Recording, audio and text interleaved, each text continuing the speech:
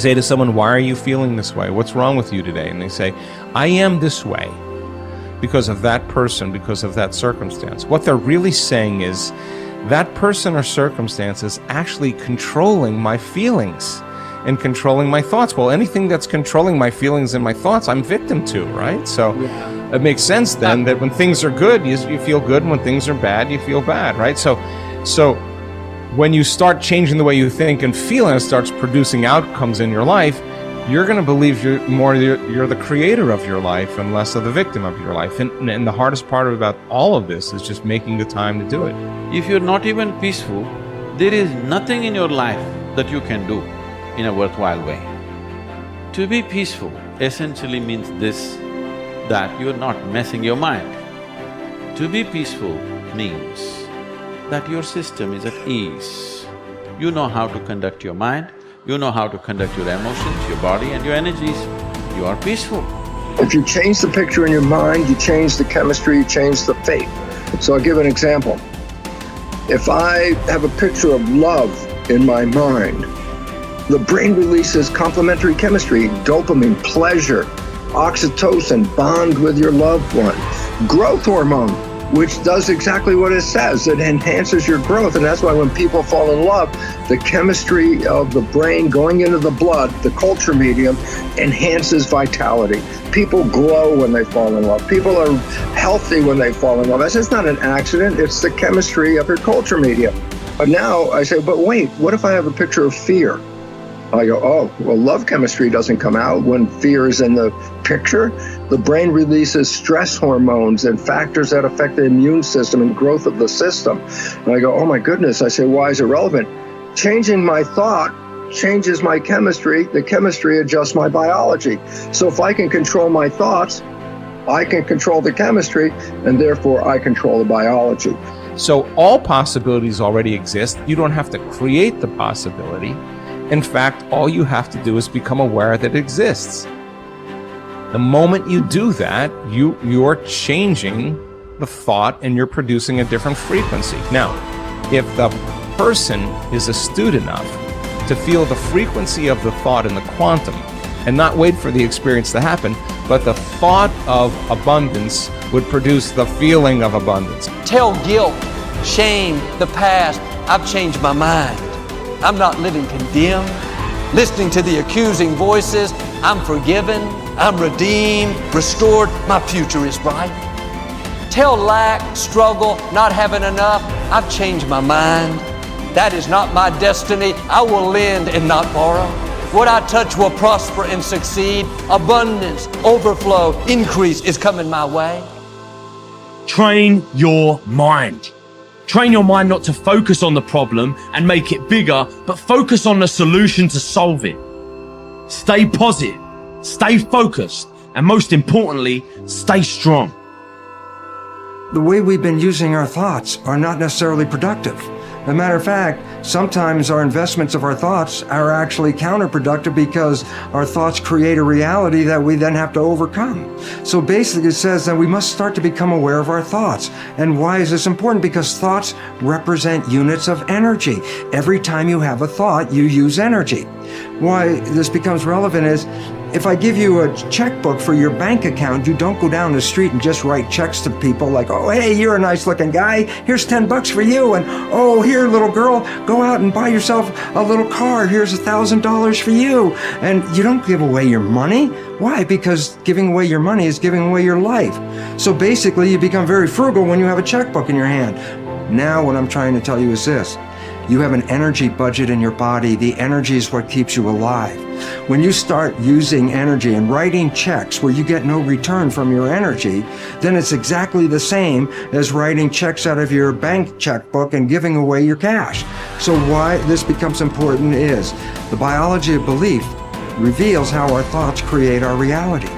And if you start investing in thoughts that are counterproductive, thoughts like fear, or what am I going to do, and how am I going to escape this problem, or how's this going to go wrong, and all these other kinds of thoughts that are negative kinds of thoughts, then realize this, you are actually not just using your energy for having these thoughts, but these thoughts are also what come into your reality.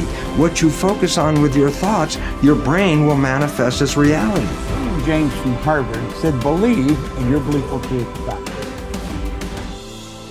All things are possible if you believe. Well, you know, I studied for a long time. I started to study this book, Think and Grow Rich. And he talks about belief in here. He says, you're not ready for what you want until you believe you can get it. I found that the only two sources of reference we could go to find out anything about ourselves is science and religion. They all say you've got to believe. So I got figuring out, how do you believe? How do you change a belief? Interesting subject, because I'm going to tell you something. Your results are nothing but the manifestation of your belief system. Well, our belief system, now listen carefully, is based upon our evaluation of something. And frequently when we reevaluate a situation, our belief about that situation will change. Let me repeat that. Our belief system is based upon our evaluation of something. Frequently, if we reevaluate a situation, our belief about it will change. I began reevaluating who I was. I started to study. I never stopped studying. And I found as I reevaluated, I had a much higher opinion of myself. I found out things about me that I would have never believed if you had told me. The power that's locked up within us, the marvelous system we've got. Do you know the blood circulates through your veins every 33 seconds, through hundreds of miles of passageway? Bang, just like that, clears all the food in and all the garbage out. Stop and think of the central nervous system. It's the most complex electrical system in the world. And you've got it. Think of your brain, an electronic switching station like that. You can change the vibration of yourself and everything around you. We have awesome powers, and it's all based on what you believe about you. Nothing is so embarrassing as watching someone do something that you said could not be done. People who embrace possibility thinking are capable of accomplishing tasks that seem impossible because they believe in solutions. When you believe you can do something difficult and you succeed, many doors open for you. Big thinkers are specialists in creating positive, forward-looking, optimistic pictures in their own minds and in the minds of others. If you embrace possibility thinking, your dreams will go from molehill to mountain size, and because you believe in possibilities, you put yourself in position to achieve them. The winners in life think constantly in terms of I can, I will, and I am. Losers, on the other hand, concentrate their waking thoughts on what they should have done or what they don't do. If you believe you can't do something, then it doesn't matter how hard you try, because you've already lost. If you believe you can do something, you have already won much of the battle. The first step in becoming a possibility thinker is to stop yourself from searching for and dwelling on what's wrong with any given situation. Sports psychologist Bob Rotella recounts, I tell people, if you don't want to get into positive thinking, that's okay. Just eliminate all the negative thoughts from your mind. Whatever's left will be fine. If possibility thinking is new to you, you're going to have to give yourself a lot of coaching to eliminate some of the negative self-talk you may hear in your head. When you automatically start listing all the things that can go wrong or all the reasons something can't be done, stop yourself and say, don't go there. Then ask what's right about this. That will help to get you started. And if negativity is a really big problem for you and pessimistic things come out of your mouth before you've even thought them through, you may need to enlist the aid of a friend or family member to alert you every time you utter negative idea.